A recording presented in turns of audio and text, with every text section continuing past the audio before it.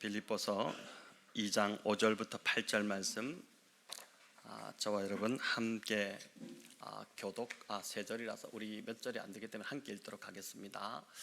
너희 안에 이 마음을 품으라. 곧 그리스도 예수의 마음이니 그는 근본 하나님의 본체시나 하나님과 동등됨을 취할 것으로 여기지 아니하시고 오히려 자기를 비워 종의 형체를 가지사 사람들과 같이 되셨고 사람의 모양으로 나타나사 자기를 낮추시고 죽기까지 복종하셨으니 곧 십자가에서 죽으심이라. 아멘. 네, 너희 안에 이 마음을 품으라, 이 제목으로 이 빌립보서 너무 참 아름다운 말씀인데, 이 본문을 함께 이 성금요일 저녁에 묵상해 보기를 원합니다. 여러분, 오늘 읽은 이 말씀은 이제 그리스도의 찬송시로 알려져 있습니다. 초대교회부터 교회가 이 구절을 암송을 하면서 예수님의 그 낮아지심과 겸손함을 본받으려고 했습니다. 저희 교회도 작년에 우리 암송, 벌써 작년이 맞죠? 네, 작년에 우리 암송 이제 대회를 할 때, 그때 이제 아마 이 본문이 암송 본문으로 포함이 되어 있었을 것입니다. 초대교회 성도들은 그 예수님을 본받으려고 무척 많이 애를 썼습니다. 무엇보다 주님의 이 겸손하신가 낮아지신 모습을 본받으려고 했죠. 저와 여러분이 그리스도인이 되었다면 우리 삶의 가장 큰 목표도 다름 아닌 바로 주님을 닮아가는 것, 그게 되어야 할 것입니다. 여러분, 인생의 목표를 잘 설정하는 것이 매우 중요하죠. 어떤 목표를 가지고 남은 삶을 사는가에 따라서 인생의 열매가 달라질 것입니다. 은퇴 이후를 잘 준비하는 것도 중요하고, 또 학식을 넓히고 전문 지식을 갖추는 것도 참 중요합니다. 재테크를 이제 잘 하는 것도 물론 중요하죠. 우리가 좀 더 풍요로운 삶을 살려면 이것도 참 중요할 것입니다. 하지만 그리스도인에게 이 모든 것보다 중요한 것은 그리스도를 닮아가기를 힘쓰는 것입니다. 우리의 삶이 이제 이 땅에서 끝나지 않고 영원한 삶으로 이어지기 때문입니다. 우리가 세상에서 지금 살고 있지만 세상에 속하지 않은 자들, 그들이 바로 저와 여러분들이기 때문입니다. 자, 그런 의미에서 오늘 본문은 저와 여러분에게 참 특별한 말씀입니다. 무엇보다 이 성금요일 예배를 우리가 드리며 주님의 십자가의 그 죽으심의 의미를 깊이 새겨볼 수 있도록 하는 그 말씀이 될 것입니다. 여러분, 5절은 너희 안에 이 마음을 품으라 이렇게 말씀하면서 이 마음은 곧 그리스도 예수의 마음이다 이렇게 이야기합니다. 여러분, 그리스도 예수의 마음, 즉 낮아지고 겸손한 마음입니다. 6절에 나오듯이 예수님은 근본 하나님과 본체시지만 하나님과 동등됨을 취할 것을 여기지 않으시고 오히려 자기를 비워 종의 형체를 가지사 사람들과 같아지셨다 이렇게 합니다. 6절을 우리 세번역 성경으로 한번 같이 읽어보겠습니다. 그는 하나님의 모습을 지니셨으나 하나님과 동등함을 당연하게 생각하지 않으시고, 자, 하나님이셨던 예수님이 자기를 비워 종의 모습을 취하셨습니다. 7절에 이 자기를 비워라고 되어 있는 이 부분을 NIV 영어 성경을 보니까 He made himself nothing 이라고 되어 있습니다.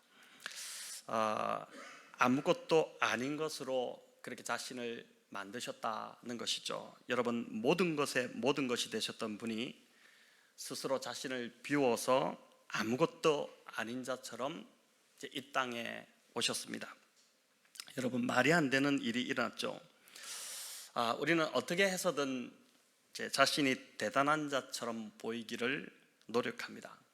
과대 포장을 하기도 하고, 자신의 주가를 올린다고 할까요? 자신의 가치를 이렇게 올리려고 합니다. 하지만 주님은 정반대로 아무것도 아닌 자가 되어 이 땅에 오셨다라고 합니다.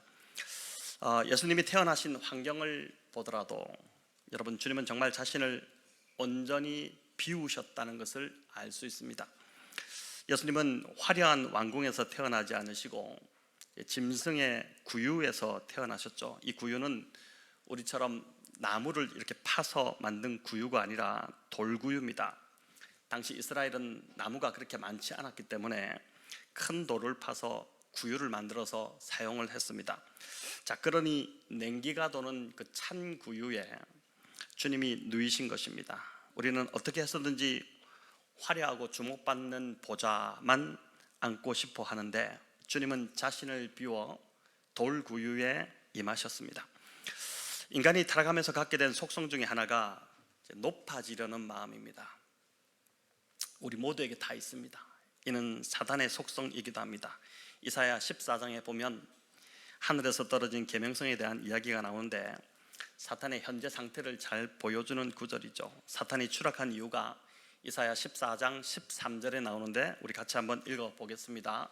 네가 내 마음에 이르기를 내가 하늘에 올라가 하나님의 뭇별 위에 내 자리를 높이리라. 내가 북극 지폐의 산 위에 앉으리라. 자, 사탄이 타락하고 땅에 떨어진 이유가 바로 이런 높아지려는 마음 때문이었다는 것입니다.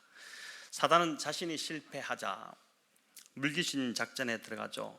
하나님이 창조하신 최고의 피조물, 하나님이 가장 사랑하시는 대상인 인간을 함께 타락시키고자 한 것입니다. 그래서 여러분, 남이 잘 되는 꼴을 보지 못하는 마음, 또 남이 잘 되면 배아파하는 그 마음은 사단의 마음이라고 할 수 있습니다.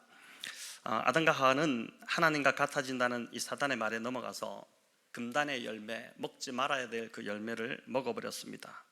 이후 타락한 인간들은 늘 자신을 드러내고 높아지려는 그 욕망이 충만하게 되었습니다. 그래서 여러분, 사람은 가만히 놔두면 성령 충만이 아니라 교만 충만, 그리고 욕망 충만의 그런 존재가 됩니다. 인간의 밑바닥에는 어떻게 해서든 하나님처럼 되고자 하는 그 욕망이 도사리고 있는 것입니다. 그래서 기독교를 제외한 모든 종교를 보면 그 끝은 나도 신이 될 수 있다라고 하는 공통된 가르침이 있습니다. 나도 열심히 하면, 불교도 마찬가지잖아요.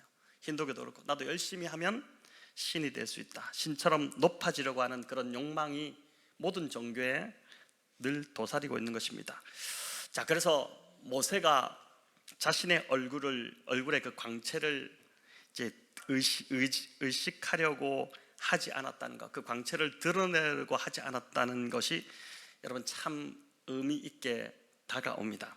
모세가 십계명을 받기 위해 40일간 주야를 하나님과 함께 있다가 내려오지 않습니까? 그때 얼굴에서 광채가 이렇게 나죠. 사람들이 모세의 얼굴을 똑바로 쳐다볼 수 없을 정도로 빛이 나자 모세가 그걸 보고 어떻게 합니까? 수건으로 얼굴을 가려버리지 않습니까? 우리는 자신의 달라진 위상, 조금만 좋아져도 그걸 이제 좀 보이고자 하는 그런 마음이 큽니다. 하지만 모세는 달라진 자기의 위상을 드러내기보다는 수건으로 그것을 가렸습니다. 지도자로서 자신의 그 위치를 백성들에게 확인시켜 주기에 얼마나 좋은 기회입니까? 여러분, 이 이스라엘 백성들이 얼마나 모세를 괴롭혔어요. 모세에게 늘 대들고 막 그렇게 했는데, 자, 이제 자신의 그 지도력을 공고히 하기에 너무 좋은 기회지 않습니까? 자신의 얼굴에 빛나는 광채를 가리지 않고 그대로 다 보여주면서, 자, 봤지? 봐라, 내 얼굴에 나는 이 광채, 나는 너희들하고는 차원이 달라. 그러니까 앞으로 까불지 마, 내 권위에 도전할 생각은 꿈도 꾸지 마, 뭐 이렇게 할 수도 있었을 텐데, 모세는 자기의 분수를 잘 알았던 사람입니다. 자기가 얼마나 연약한 한낱 그 인간에 불과한지를 알았죠. 그래서 참 모세가 믿음의 사람이다 라는 생각을 하게 됩니다. 여러분, 타락한 첫사람 아담과 달리 둘째 아담으로 이 땅에 오신 예수님은 정반대의 길을 선택하셨습니다.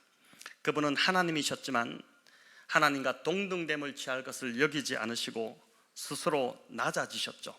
자신을 낮추시되 십자가에서 죽기까지 낮아지신 것입니다.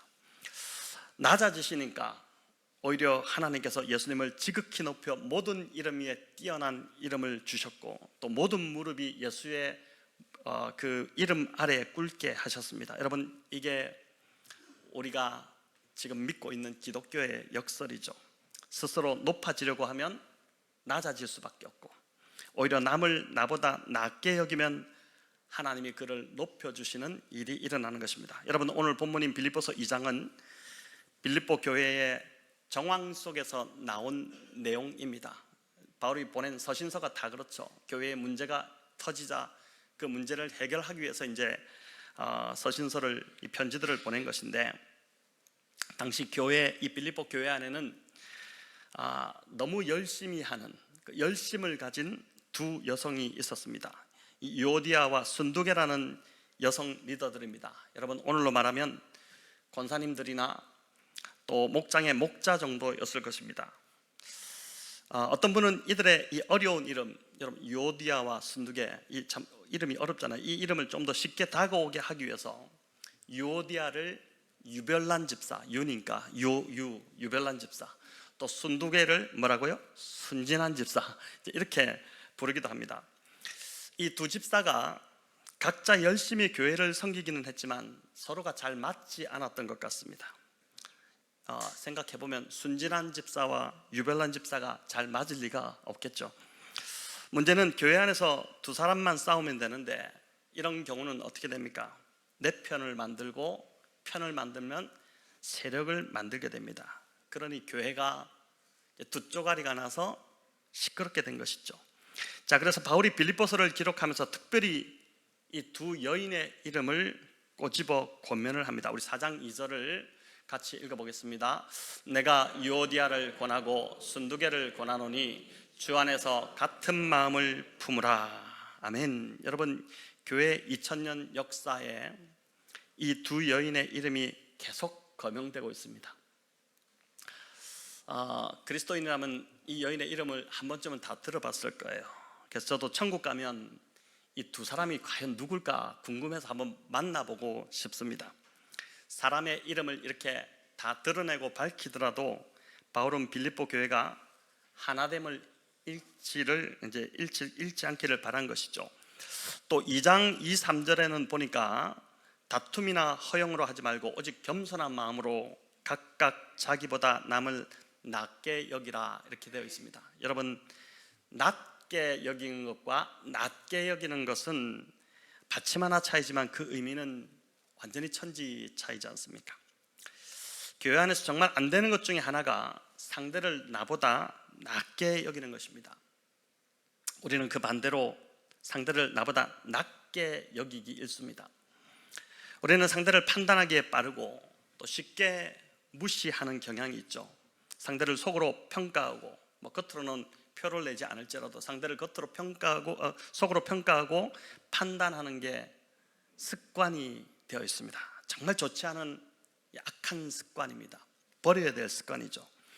자, 그렇다면 나보다 낮게 여기라는 말은 여러분 어떻게 하라는 것일까요? 나보다 우월한 사람이라고 판단하라는 말일까요? 나보다 우월한 사람이다, 저 사람은, 그렇게 판단하라는 것일까요? 아닙니다. 이 우월하다고 내가 나를 쇠뇌한다고 해서 상대가 더 우월하게 느껴지지는 않을 것입니다. 속으로는 여전히 뭐라고 합니까? 너는 나한테 안 돼, 너는 나보다 못해, 이렇게 판단을 할 겁니다. 그래서 이 나보다 낮게 여기라는 것은 이렇게 된 겁니다. 나보다 더 나은 대우를 받아야 할 사람으로 여기라는 뜻입니다. 상대를 나보다 더 나은 대우를 받아야 될 사람으로 여기라는 거예요.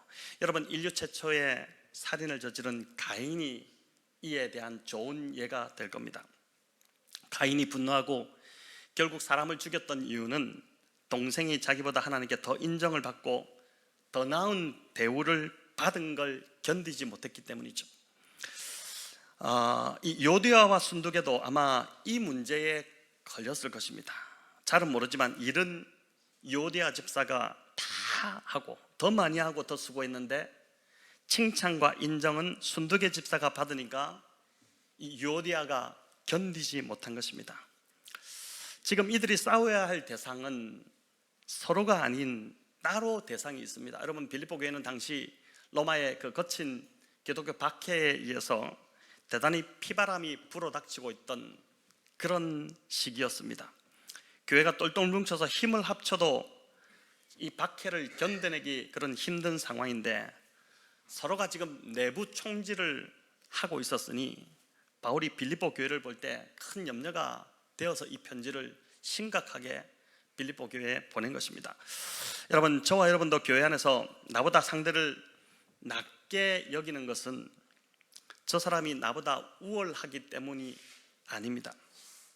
나보다 믿음이 더 좋고 또 성경을 더 많이 알고 더 많이 봉사하기 때문에 나보다 더 나은 것이 아니라는 것입니다. 여러분, 내 안에 불쑥 올라오는 가인의 마음, 이 가인의 마음이 늘 있어요. 우리 안에는 이 가인의 마음을 죽이려는 것, 그것입니다. 여러분, 그래서 공동체 안에서 나보다 상대가 더 관심의 대상이 되게 하고 더 인정과 존경을 받을 수 있도록 도와주는 마음, 여러분, 바로 그 마음이 그리스도 예수의 마음이라고 할 수 있습니다. 저와 여러분, 이 주님의 마음 품기를 바랍니다. 여러분, 결코 쉽지 않습니다. 내가 드러나고 싶고 내가 주목받고 인정받고 싶고 내가 집중 조명을 받고 싶은 게 그게 인간의 본성입니다. 이는 자기를 부인하지 않고는 결코 가능하지 않습니다. 그래서 8절에서 바울은 주님의 십자가를 언급합니다. 주님의 이 겸손은 결국 십자가로 귀결되고 십자가 때문에 주님의 겸손이 십자가에서 나온다는 것입니다. 우리도 겸손하고 낮아지기 위해서는 결국 십자가로 나아가야 된다는 것을 오늘 이제 알려주는 것입니다. 여러분, 내 힘으로는 절대 낮아질 수 없습니다. 타락한 옛 자아가 내 안에서 계속 살아있는 한 낮아지는 것이 아니라 낮아지는 척하는 것이고 겸손한 척할 뿐이죠. 몇 번은 들키지 않을 수 있습니다. 그럴지 몰라도 결국은 상대가 다 압니다. 낮아지지 않았다는 걸 알고 또 나보다 그 사람이 나를 더 낮게 여기지 않는다, 낮게 여긴다는 것을 다 아는 것입니다. 누가 봐도 지금 저 사람 인정받고 싶고 주목받고 싶어 한다는 것을 다 압니다. 무엇보다 괴로운 건 그런 나를 바라보는 나 자신입니다. 참 어떻게 할 수 없는 나 자신, 가인의 마음이 계속 올라오는 나 자신, 이 마음입니다. 여러분, 어떻게 해야 될까요? 어떻게 해야 우리가 이 문제를 해결할까요? 계속 이 문제를 안고 우리가 지금 신앙생활 하고 있지 않습니까? 어떻게 해야 되겠습니까?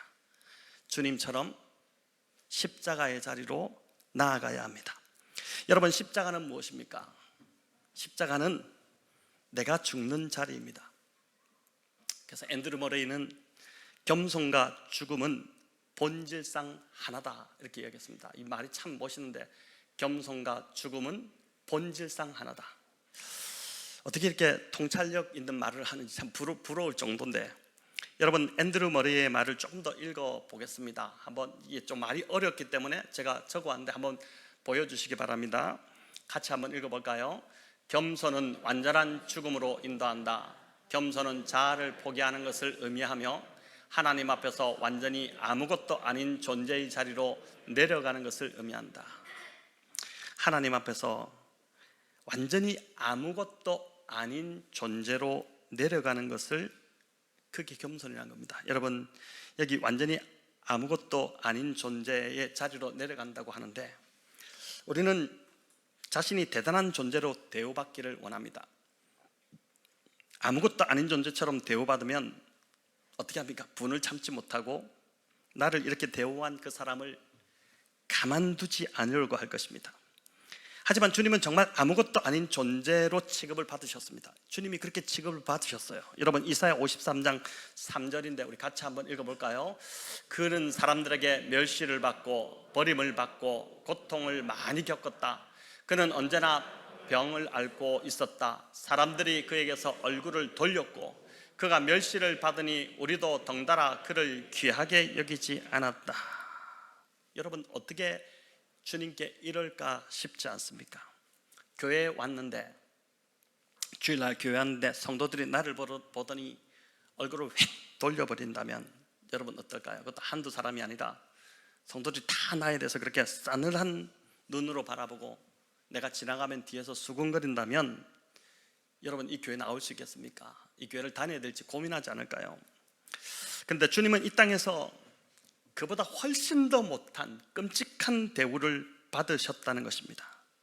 무엇보다 주님은 한 번도 죄를 지은 적이 없으신 분인데, 그분은 죄를 짓지 않으셨는데 죄인이 되어 십자가 처형을 당하셨습니다. 여러분, 얼마나 억울하고 견디지 못할 상황이 아닙니까?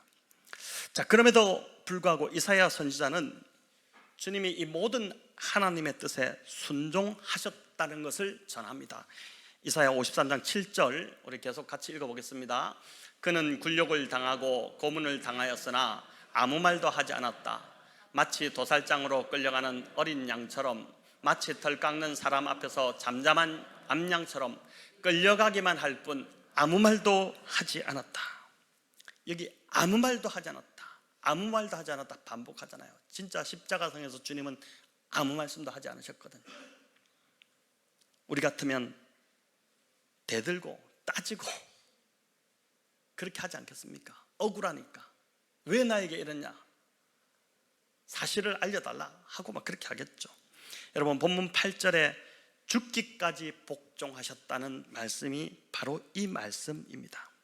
어떤 분은 이 구절을 보면서 목사님, 그건 예수님이니까 그렇게 복종하시지, 우리는 못합니다, 우리는 안 됩니다, 이렇게 말씀하실 수도 있습니다.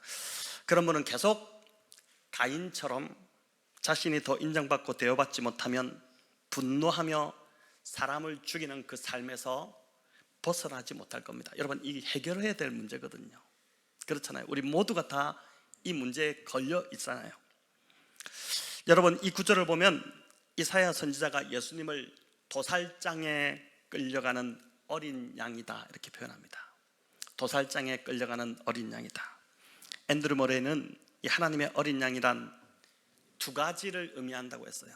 하나님의 어린 양은 이 두 가지 속성인데, 그건 뭐냐면은 온유함과 죽음, 이 두 가지가 어린 양의 모습이다. 그러니까 온유함과 죽음, 이 두 가지가 있는데, 여러분, 이어 이제 중요한 말을 했는데 우리 같이 한번 읽어보겠습니다. 하나님의 어린 양 안에서는 그 두 가지가 분리될 수 없다. 그 두 가지 모습은 우리 안에도 그대로 자리 잡고 있어야 한다. 여러분, 이 두 가지 모습이 예수님에게만 있어야 된다고 합니까? 아니죠. 우리 안에도 그대로 이 두 가지 모습이 자리 잡고 있어야 한다는 것입니다. 그 두 가지 모습이 뭡니까? 온유함과 죽음이라는 것이에요. 우리는 예수님이 우리의 목자이시고 우리는 양이라는 말을 많이 합니다. 지난번 설교에서도 목자와 양, 이런 설교를 우리가 계속 들었잖아요. 지금 청년대학부가 이번에 새로 개편하면서 목자와 양 체제로 지금 갑니다. 목자와 양, 이렇게 해서 계속 듣게 될 것인데, 그래서 주님의 음성을 듣고 따르겠다 이렇게 하죠. 그런데 궁극적으로 양의 속성 중에 한 가지인 죽지는 않으려고 한다는 것입니다. 우리도 양인데, 여러분, 양의 궁극적인 목적은 제물로 드려지는 것이잖아요. 제물로. 양을 잘 키워서 무슨 미녀대에 나갑니까? 그런 거 아니잖아요. 양은 제사로 드려지는 게 목적이지 않습니까? 죽음으로 가는 것이 양의 궁극적인 목적인데 죽지 않으려고, 우리는 문제는 우리가 죽지 않으려고 한다는 게 문제죠. 목자 대신 주님으로부터 푸른 초장과 실만한 물감만 제공받기를 원하고, 또 들어가고 나가며 꼴을 얻어 먹으려만 하지 좀처럼 죽으려고 하지 않는다는 것입니다. 주님은 온유하시고 뿐만 아니라 또 죽으셨는데, 우리는 온유하지도 않고 죽지도 않습니다. 이게 어디다 갖다 쓸 것 같습니까? 온유하지도 않고 죽지도 않고, 양 안에 있어야 될 두 가지 모습이 다 없어요. 예수님을 구주로 모셨다고 하지만 옛 자아가 여전히 펄펄 살아 있습니다.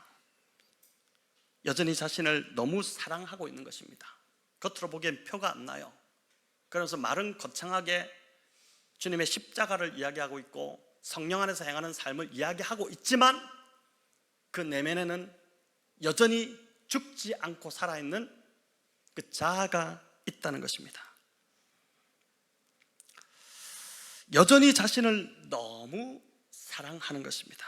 자기가 하나님 앞에서 완전히 아무것도 아닌 존재가 되어야 하는데, 그래야 십자가에서 내가 죽을 수 있는데 자기를 너무 사랑하기 때문에 죽을 수 없고 죽으려고 하지 않는 것입니다. 그래서 주님이 누가복음 14장에서 제자들에게 이 부분을 아주 단호하게 말씀하셨는데, 우리 같이 한번 읽겠습니다. 무릇 내게 오는 자가 자기 부모와 처자와 형제와 자매와 더욱이 자기 목숨까지 미워하지 아니하면 능히 내 제자가 되지 못하고, 누구든지 자기 십자가를 지고 나를 따르지 않는 자도 능히 내 제자가 되지 못하리라. 아멘. 여기 더욱이 자기 목숨까지 미워하지 아니하면, 그러니까 자아가 죽어야 비로소 주님을 제대로 따라갈 수 있고 주님이 내 안에서 역사하실 수 있다는 것입니다. 여러분, 주님이 내 안에서 선한 일을 행하시고자 해도 내가 펄펄 살아있으면 주님이 하시는 모든 일을 다 망치게 됩니다. 나 때문에 주님이 뭘 행하시려고 하다가도 그 일이 망치게 되고 못하게 되는 거예요. 여러분, 그래서 내가 죽어야 주님이 비로소 일하기 시작하시는 것이죠. 여러분, 이쯤 되면 그렇게 말씀하시겠죠. 목사님, 저는 죽고 싶은데 잘 안 죽어집니다. 저 죽고 싶습니다. 그래서 발작 뛰고 미치겠습니다. 죽진 않고 미치고 있습니다. 뭐 이렇게 이야기할 수 있겠죠. 어떻게 나의 옛사람이 죽을 수 있습니까? 이 본질적인 질문을 늘 가지고 있을 겁니다. 궁금하시고. 많은 분들이 여러분 이 딜레마를 가지고 신앙생활합니다. 그래서 이런 이야기가 나오면 어떤 분은 피하기도 하고, 복잡하니까 그냥 듣지 않으려고 하고 그렇게 합니다. 근데 오늘 이 부분을, 이 성금요일을 맞았기 때문에 좀 깊이 좀 다뤄보려고 합니다. 여러분, 아까도 말씀드렸지만 우리가 죽는 자리인 십자가는 주님처럼 우리도 아무것도 아닌 존재인 것처럼 되는 자리입니다. 주님이 그 자리에서, 십자가에서 아무것도 아닌 존재처럼 되어서 죽음을 맞이하셨거든요. 그러니까 십자가의 자리는 우리도 아무것도 아닌 것처럼 되는 자리란 말입니다. 모욕과 수치를 당하고 멸시를 받고 사람들이 우리를 전혀 귀하게 여기지 않는 그런 자리가 바로 십자가의 자리입니다. 여러분, 이런 자리에 떨어져 보셨나요? 조금씩은 차이가 있지만 우리 모두는 이런 시간을 통과합니다. 아마 이번 고난주간에도 이런 굴욕적인 시간을 보낸 분들이 계실지도 모르겠습니다. 그럴 때 우리는 어떻게 반응합니까? 참지 못하죠. 옛 자아가 치고 올라옵니다. 용서하지 못하고 복수하고자 하는 마음이 일어납니다. 여러분, 하지만 이 순간이 중요합니다. 이사야 53장에서 어린 양을 기억하셔야 돼요. 어린 양 되셨던 주님을 기억하셔야 됩니다. 십자가에서 주님이 어떻게 하셨는지를 기억하셔야 하는데, 주님은 아무 죄가 없으셨지만 죄인 취급 받으셨습니다. 하지만 주님은 똑같이 갚아주시기보다는 오히려 그들의 죄를 용서해달라고 기도하셨습니다. 그런 후에 십자가에서 달려 돌아가셨죠. 여러분, 우리가 주님처럼 굴욕적인 순간을 맞을 때는, 우리가 그럴 때 정말 힘들잖아요. 내 인생에 그런 순간이 좀 오지 않기를 바라잖아요. 근데 그런 굴욕적인 순간을 맞을 때가 있는데, 또 주님이 허락하실 때가 있는데, 그럴 때는 우리의 옛 자아를, 지금 살아있는 이 자아를 다루시려고 하는 시간이라는 것입니다. 그 옛사람이 죽지 않으면 하나님이 내 삶을 통해 영광을 받지 못하시니까, 여러분, 이 죄인을 통해 우리 주님이 영광을 받으시려고 펄펄 살아있는 나의 옛사람을 다루시는 것입니다. 그러니 하나님 아버지는 얼마나 힘드시겠습니까? 우리 오늘 이 초등부 아이들 지금 참 쉽지 않은 시간인데도 조금씩은 장난을 치지만, 그러나 이제 예배를 드리고 있는데, 여러분, 아이들 좀 크면은, 저 정도만 해도 예쁘죠? 크면은 정말 말을 안 듣거든요. 근데 그 아이를 좀 잡으려고 이렇게 하다 보면 너무너무 힘이 들죠. 하나님 아버지가 우리를 다루시는 그 시간이 우리도 힘들지만 하나님 아버지는 얼마나 힘드실까요? 그냥 나 하나쯤은 포기하셔도 됩니다. 이 땅에 사람이 얼마나 많은데요. 그냥 나를 버려도 내가 무슨 할 말이 있습니까? 나는 그런 자격이 없는데. 그렇잖아요. 하지만 절대 그렇게 하지 못하십니다. 그게 하나님 아버지의 이해할 수 없는 사랑이죠. 자, 이제 정말 중요한 이야기인데, 자, 이제 정말 중요합니다. 여러분, 그런 모욕적인 시간이 올 때, 그런 시간이 찾아올 때가 있잖아요. 그럴 때 주님이 십자가에서 하신 것처럼 그 모든 굴욕을 아주 순순히 받아들여야 한다는 것입니다. 주님이 하나님 앞에서 아무것도 아닌 존재로 죽으셨던 것처럼 나도 하나님 앞에서 아무것도 아닌 존재라는 것을 그 굴욕적인 순간에 받아들여야 한다는 것이죠. 그럴 때 우리는 내가 누군데 감히 나를 이렇게 이제 올라오잖아요. 근데 이렇게 되면 절대 죽지 못합니다. 그 기회가 또 넘어갑니다. 그 기회가 또 넘어가는 거예요.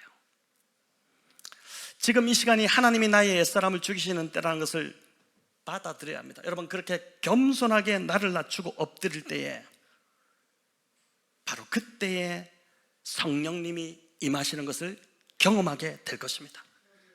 지금까지 우리는 이렇게 하지 않았을 거예요. 주님이 하신 것처럼 대응하지 않았고 주님이 죽으신 것처럼 죽지 않았습니다. 그러니 옛사람이 죽을 수가 없었던 것이고, 그러니 성령을 경험할 수가 없었던 것이죠. 여러분, 주님처럼 완전히 낮아져 어떤 대응도 하지 않고 순순히 십자가를 받아들일 때, 여러분, 바로 그때 성령이 임하셔서 나의 옛사람이 이 십자가에서 예수님과 함께 못 박혀 죽었다는 것이 깨달아지는 그 특별한 경험이 내 안에서 전 존재로 일어나게 된다는 것입니다.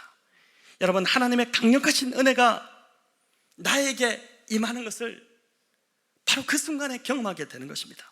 성도 여러분, 잊지 마시기 바랍니다. 즉, 보세요, 성령님은 거룩하신 영입니다. 그죠? 그래서 성전된 나의 마음이 더러우면 주님이 절대 임하실 수가 없어요.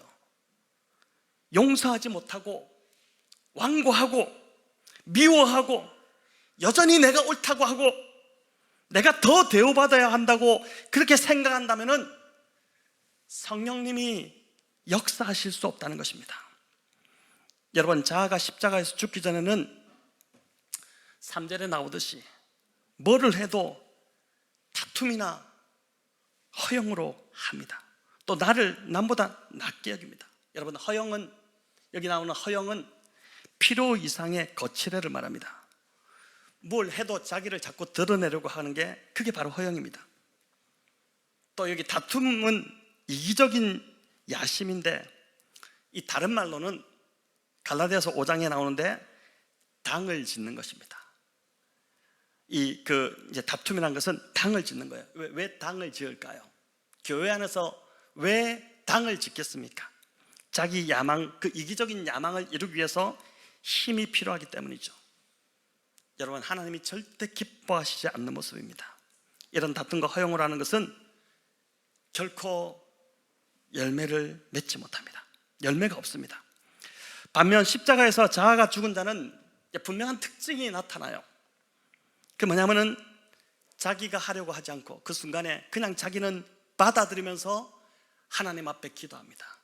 하나님, 이 상황을 나를 불쌍히 여겨주셔서 나의 이 고통이 하나님 너무 내가 감당 못할 고통이 되지 않게 해주십시오. 기도하면서 하나님께 맡겨드립니다. 또 한 가지 특징은 자기 뜻이 아닌 하나님 뜻을 먼저 구한다는 것입니다. 여러분, 자아가 죽지 않은 자는 우선순위가 어떻게 되냐면은 자신이 제일 먼저입니다. 그 다음이 다른 사람이고 제일 마지막이 하나님이에요. 하나님을 생각하지 않는 거 아닙니다. 근데 우선순위가 내가 제일 먼저고 그 다음은 다른 사람이고 마지막이 하나님이에요.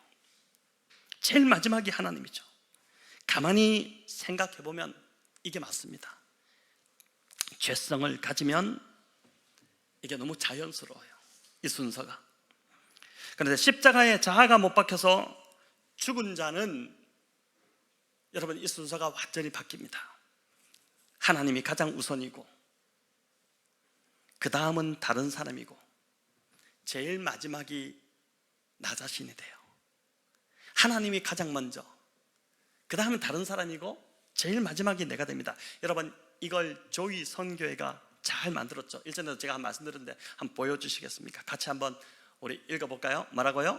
Jesus first, others second, you 뭐라고요? third.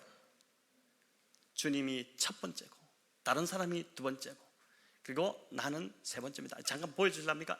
그러니까 JOY 조이 선교회가 여기서 이렇게 나왔죠.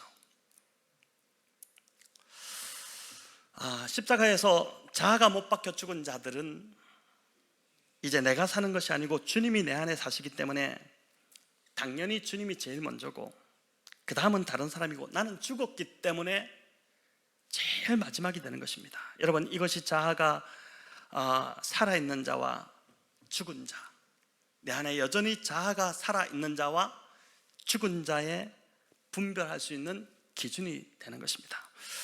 나 자신을 잘 분별하시기 바랍니다. 이 분별 기준을 갖고 다른 사람을 이렇게 보면서 쟤는 자아가 죽지 않았어 이렇게 하는 것이 아니라 내가 지금 어떤지를 한번 잘 살펴보시기 바랍니다. 저는 오늘 이 밤에 여러분 굉장히 좀 중요한 이야기를 말씀드렸습니다. 사실 이 부분에 우리 모두가 다 걸려 있어요. 이 부분 때문에 괴로워하고 힘들어합니다. 이 자아 문제 때문에. 오늘 이 밤 저는 우리 성도님들과 함께 십자가로 좀 나아가려 합니다. 4일간 하나님께서 교회의 고난주간 아침 기도회를 기뻐 받으셨다고 믿습니다.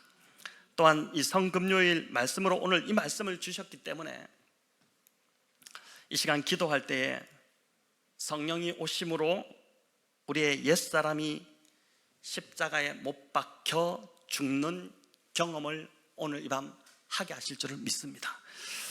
여러분 내가 죽어야 주님이 내 안에 사십니다.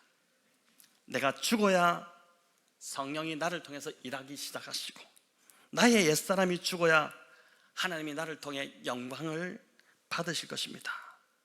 이 밤 죽기까지 낮아지신 우리 주님의 마음, 그 주님의 마음이 우리 모든 성도님들에게 오늘 이 말씀을 통해 부어지기를 우리 주님의 이름으로 축원합니다.